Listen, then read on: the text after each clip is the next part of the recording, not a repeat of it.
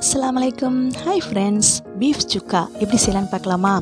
அதுக்கு முதல்ல நான் 3/4 கிலோ அளவுக்கு பீஃப் எடுத்து வாஷ் பண்ணி தனியாக எடுத்து வச்சுருக்கேன். அதை ப்ரெஷர் குக்கரில் போட்டுடலாம். அதை போட்டுட்டு 1/4 ஸ்பூன் அளவுக்கு மஞ்சள் தூள், இது ஒரு 3/4 ஸ்பூன் அளவுக்கு நான் உப்பு போட்டிருக்கேன். தேவையானது அளவு போட்டுக்கோங்க.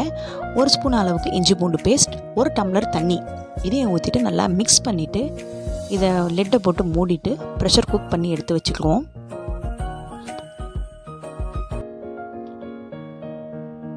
அதுக்கப்புறமா ஒரு காஞ்ச கடாயில் 3 காஞ்ச மிளகாய் எடுத்து கிள்ளி போட்டிருக்கேன். பட்டை, கிராம்பு, ஏலக்காய், மராட்டி முக்கு, கல்பாசி, ஸ்டார் அனீஸ், 2 ஸ்பூன் அளவுக்கு மல்லி, 1 ஸ்பூன் அளவுக்கு சீரகம், 1/2 ஸ்பூன் அளவுக்கு மிளகு, 3/4 ஸ்பூன் அளவுக்கு பெருஞ்சீரகம், என்கிட்ட மராட்டி முக்கு இருந்ததுனால நான் அதை போட்டேன். 1 ஸ்பூன் அளவுக்கு கசகசா வேணான்னா ஸ்கிப் பண்ணிக்கோங்க. இது எல்லாத்தையும் போட்டு இதை நம்மளால் ட்ரை ரோஸ்ட் பண்ணிக்குவோம். ட்ரை ரோஸ்ட் பண்ணிவிட்டு ஆறுனதுக்கு அப்புறமா ஒரு மிக்ஸி ஜாரில் எடுத்து போட்டு நம்ம பவுடர் பண்ணி தனியாக எடுத்து வச்சுக்குவோம்.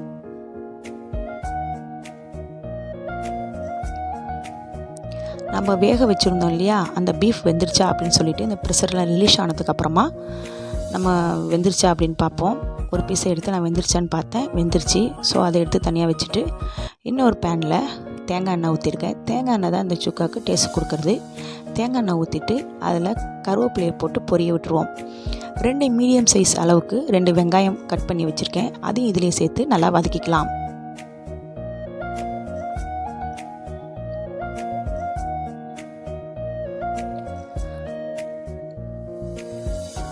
இந்த வெங்காயம் வதங்கினதுக்கு அப்புறமா 1 ஸ்பூன் அளவுக்கு இஞ்சி பூண்டு பேஸ்ட்டு போட்டு அதையும் நல்லா வதக்கிக்குவோம். வதக்கிட்டு ஒரு 1/2 ஸ்பூன் அளவுக்கு நான் மிளகாய்த்தூள் போட்டிருக்கேன். உங்களுக்கு காரம் வேணும் அப்படின்னா இன்னும் கூட சேர்த்துக்கலாம். ஏன்னா நம்ம ட்ரை ரோஸ்ட் பண்ணும்போது காஞ்ச மிளகா போட்டிருக்கோம். அதனால் காரத்துக்கு ஏற்ற மாதிரி பார்த்து போட்டுக்கோங்க. இதையும் போட்டு மிக்ஸ் பண்ணிவிட்டு நம்ம பவுடர் பண்ணியிருந்தோம் இல்லையா, அந்த பவுடரையும் இதிலேயே போட்டு நம்ம மிக்ஸ் பண்ணிக்குவோம். மிக்ஸ் பண்ணிவிட்டு நம்ம வேக வச்ச பீஃப் அதோட தண்ணி அதோட சேர்த்தே இதில் ஊற்றி நம்ம நல்லா கொதிக்க விட்டுடலாம். இது தண்ணியெல்லாம் கொதித்து எண்ணெய் பிரிஞ்சு வர்ற அளவுக்கு கொதிக்க விடுவோம்.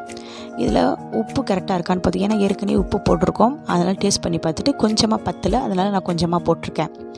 அதை போட்டுட்டு 1 ஸ்பூன் அளவுக்கு லெமன் ஜூஸ் ஊற்றிருக்கேன். அதையும் ஊற்றிட்டு நல்லா மிக்ஸ் பண்ணிடுவோம்.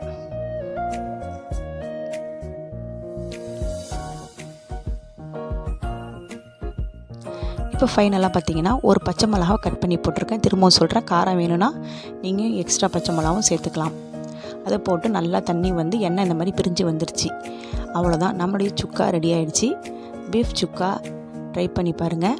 எப்படி இருந்துச்சுன்னு சொல்லிட்டு கமெண்ட் செக்ஷனில் கமெண்ட் பண்ணுங்கள். தேங்க்ஸ் ஃபார் வாட்சிங்.